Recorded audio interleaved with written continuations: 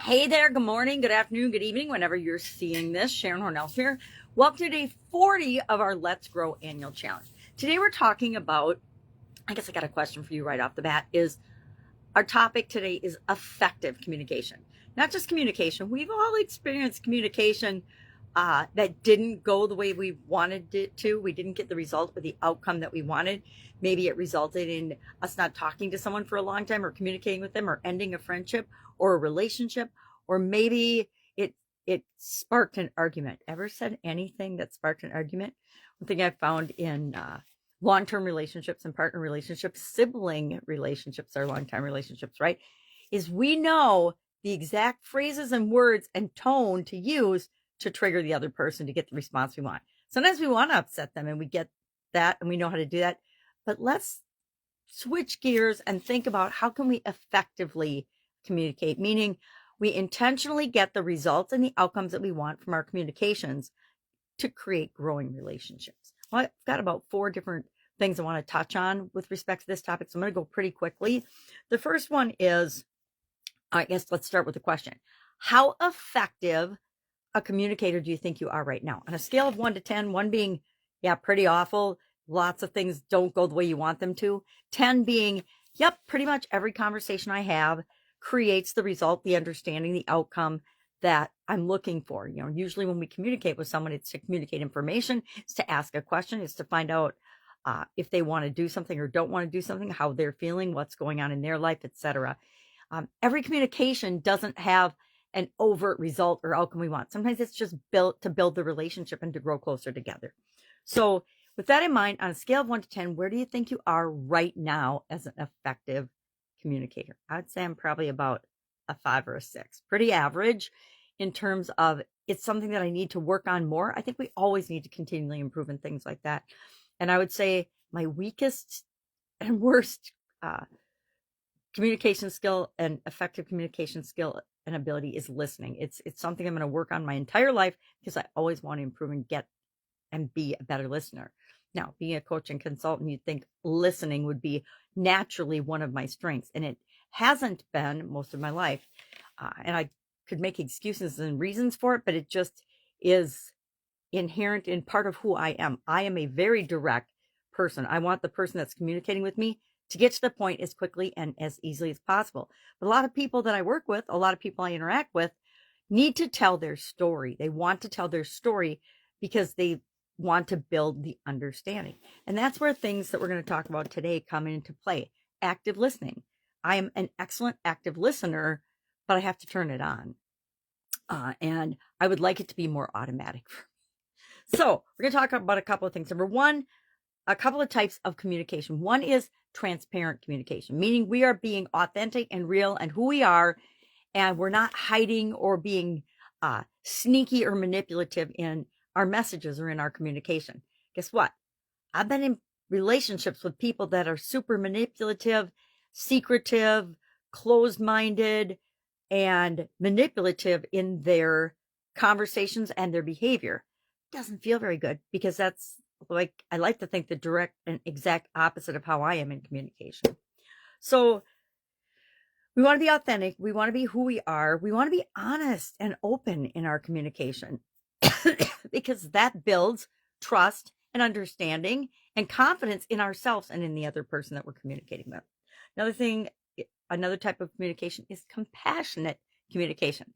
Are we communicating to understand and grow and build a relationship, increase trust and get closer together? Or are we communicating just to say what we want to say and to make ourselves feel better? Guess what? Sometimes we do that, right? Sometimes we want to tell our story and we want to be heard. The other one is empathetic communication. Are you listening to understand? Are you communicating to understand? Are you open to understanding and seeing are you even willing to see the other person's point of view? If not, it's probably not going to be a very positive or growth-oriented conversation or communication. And then finally, constructive feedback comes into play to foster growth, right? The only way we grow is if we know how we're doing. And we always are judging how we're doing, but we usually judge ourselves really, really harshly. So it's often better to get outside feedback from other people and other parties, especially those that we're trying to improve our communication skills and our relationships with. And again, then it depends on the relationship, whether you want feedback from someone or not. If it's, somebody online in social media, go ahead, share your feedback. But chances are, if it's a hateful, negative, judging message, I'm probably just not even going to read it, because it tells me where you are in your journey. It doesn't tell me where I am, and it's not really designed to help me.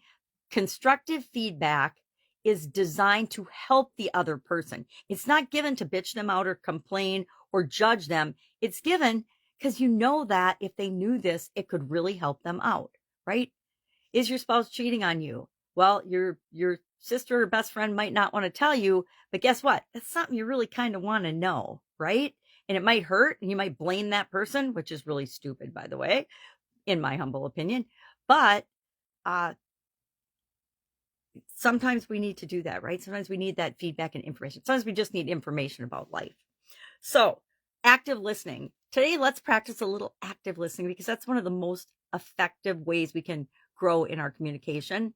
And just as you go about your day today, practice one of these things that we've talked about in terms of effective communication. In one of your conversations, pay attention to how it's going, because we can do that. We can be in a conversation and on a higher level mentally be knowing what's going on and paying attention to it, so we can think about it after the conversation's over. Now, I want you to be present in the conversation that you're having, but we can evaluate, and we should evaluate, our interchanges and interactions with other people at some points. We should reflect and review, well, how did that go? Did that conversation go the way I wanted it to go? I guarantee you, just like I have been involved in conversations, usually highly emotionally charged conversations, and it escalates, and then it finally ends, and you go away, and as soon as you walk away, you're like, oh, I should have said this, and you didn't. And it's probably better that you didn't. At least in my case, it's usually better that I didn't, because one thing that we can't do is take back things once we say them, right? It's not possible to do. All right, so on a scale of 1 to 10, how effective is your communication right now? And then pay attention today as you go about your day, and notice in your conversations, are you using effective communication strategies? Are you communicating with empathy? Are you willing to listen to the other person? Are you active listening? Are you asking questions? Do you really care about the communication? If you don't, cut yourself some slack. We do not have to be 100% invested in every communication that we have. That would be ridiculous. All right, that's it for today. Have an awesome day. Any questions? Hit me up as usual in Guide 2 of the Let's Grow Annual Challenge private Facebook group page. There's a write-up and a story for this. I can't remember whose story again. I'm sorry. I actually wrote my notes in my wrong notebook today, so I don't have it at my fingertips. But you'll see it. It's in Guide 2. And I think I did one about sisters, since that's what I was going through. Maybe I didn't. That was yesterday. Ignore me. Have an awesome day, and I'll, of course, be with you tomorrow. Bye.